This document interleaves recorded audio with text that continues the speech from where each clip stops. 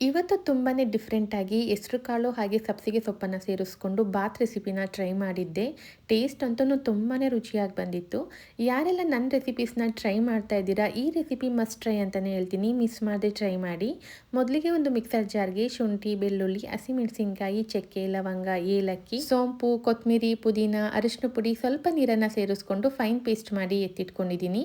ನಂತರ ಕುಕ್ಕರ್ಗೆ ಪುಲಾವ್ ಎಲೆ, ಈರುಳ್ಳಿನ ಸೇರಿಸ್ಕೊಂಡು ಈರುಳ್ಳಿ ಚೆನ್ನಾಗಿ ಫ್ರೈ ಆದಮೇಲೆ ಮೊದಲೇ ಮಾಡಿಟ್ಕೊಂಡಿರೋವಂಥ ಗ್ರೀನ್ ಪೇಸ್ಟನ್ನು ಸೇರಿಸ್ಕೊಂಡು ಈ ಥರ ಮೇಲೆ ಎಣ್ಣೆ ಬಂದಮೇಲೆ ನೆನೆಸಿಟ್ಕೊಂಡಿರೋವಂಥ ಹೆಸರು ಕಾಳು, ಸಬ್ಸಿಗೆ ಸೊಪ್ಪು, ಟೊಮ್ಯಾಟೊನ ಸೇರಿಸ್ಕೊಂಡು ಚೆನ್ನಾಗಿ ಫ್ರೈ ಮಾಡಿ ಮೊದಲೇ ತೊಳೆದು ನೆನೆಸಿಟ್ಕೊಂಡಿರೋವಂಥ ಅಕ್ಕಿನ ಸೇರಿಸಿ ಚೆನ್ನಾಗಿ ಮಿಕ್ಸ್ ಮಾಡಿಕೊಂಡು ಅಕ್ಕಿ ಬೇಯುವಷ್ಟು ಬಿಸಿ ನೀರನ್ನು ಸೇರಿಸಿ ರುಚಿಗೆ ತಕ್ಕಷ್ಟು ಉಪ್ಪನ್ನು ಸೇರಿಸ್ಕೊಂಡು ಇದು ಚೆನ್ನಾಗಿ ಕುದಿ ಬಂದಮೇಲೆ 2 ವಿಷಲ್ ಹಾಕಿಸ್ಕೊಂಡ್ರೆ ತುಂಬಾ ರುಚಿಯಾಗಿರೋವಂಥ ಹೆಸರು ಕಾಳು ಸಬ್ಸಿಗೆ ಸೊಪ್ಪಿನ ಬಾತ್ ರೆಡಿ ಆಗುತ್ತೆ.